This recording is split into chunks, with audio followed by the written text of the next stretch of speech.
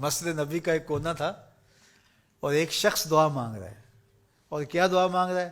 اللہم انی اسألک بانک انت اللہ. اے اللہ میں تجھ سے اس لیے مانگ رہا ہوں کہ تو میرا اللہ جو ہے. ذرا دیکھیے کیسی بات ہے. کوئی شاگرد استاد سے کہے کہ میں یہ مسئلہ آپ سے اس لیے پوچھ رہے ہیں کہ آپ میرے استاد جو ہیں, تو آپ سے پوچھنا اور کس سے پوچھنا ہے؟ بیٹا باپ سے کہے کہ میں آپ سے یہ چیز اس لیے مانگ رہا ہوں کہ آپ میرے ابو جو لگتے ہیں, تو میں آپ سے مانگنا ہے. تو وہ کیا کہ اللہم انی اسألک بانک انت اللہ. اے اللہ میں تجھ سے اس لیے مانگ رہا ہوں کہ تو اللہ جو ہے, لا الہ الا انت, تیرے علاوہ میرا ہے بھی تو کوئی نہیں. تو وہ یہ کہہ کے دعا مانگ رہا تھا. تو حضور نے سنا تو ایک صحابی کو کہا وہ جو کونے میں مانگ رہا ہے نا اس کو جا کے کہو تمہاری دعا قبول ہو گئی.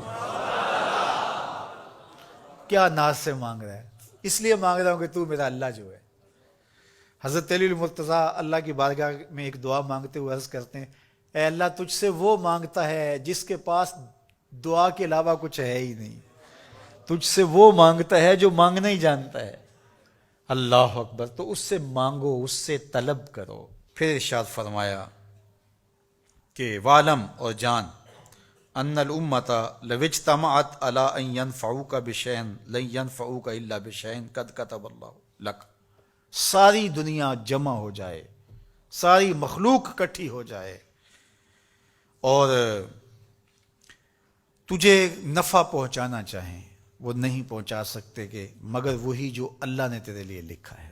وَلَوِ اجْتَمَعُوا عَلَىٰ أَن يَضُرُّوكَ بِشَيْءٍ لَمْ يَضُرُّوكَ إِلَّا بِشَيْءٍ قَدْ كَتَبَهُ اللَّهُ عَلَيْكَ. فرمایا کہ اگر وہ تمہیں نقصان پہنچانے پر تل جائیں, سارا زمانہ چاہے کہ تجھے نقصان پہنچائے, لیکن اللہ نہ چاہے تو وہ نہیں پہنچا سکتے. اتنا اللہ پر بھروسہ کر لے. دنیا خلاف ہو جائے, زمانہ خلاف ہو جائے. ہوا نا, ریاست بھی خلاف ہو گئی, برادری بھی خلاف ہو گئی, شہر کا شہر خلاف ہو گیا, ملک کا ملک, بچے بوڑھے جوان سارے خلاف ہو گئے. ایک ہی توحید پرست حضرت خلیل اللہ, سارا زمانہ مخالف.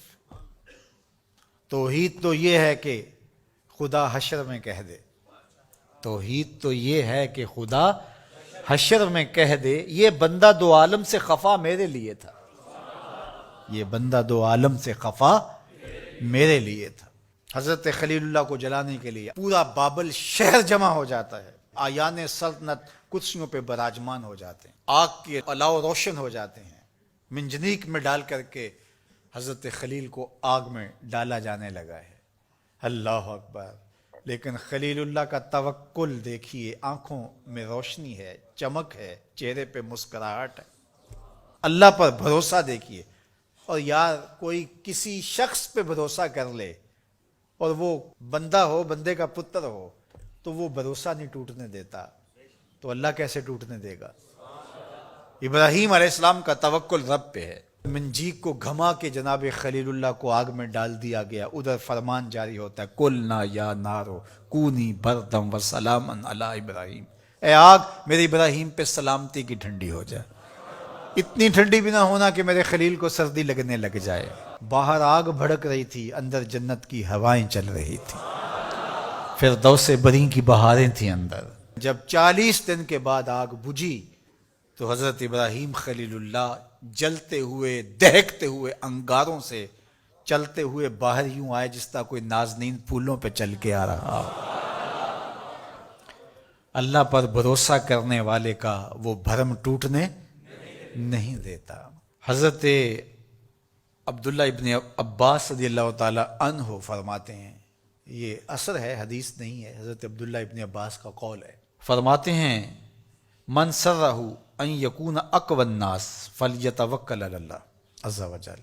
جو بندہ یہ چاہتا ہے کہ میں لوگوں میں سب سے زیادہ طاقتور بن جاؤں تو وہ اللہ پر بھروسہ کر لے, توکل پیدا کر لے. جو متوکل شخص ہوتا ہے, اللہ پر بھروسہ کرنے والا متوکل جو ہوتا ہے, اسے کسی کا ڈر نہیں ہوتا, اس کی چمڑی میں ڈر رہتا ہی نہیں ہے. اللہ پہ بھروسہ جو وہ کرے گا کوئی بات نہیں ہے. تو کہا کہ اگر کوئی چاہتا ہے کہ میں اقوی الناس بن جاؤں تو وہ اللہ پر بھروسہ کر لے.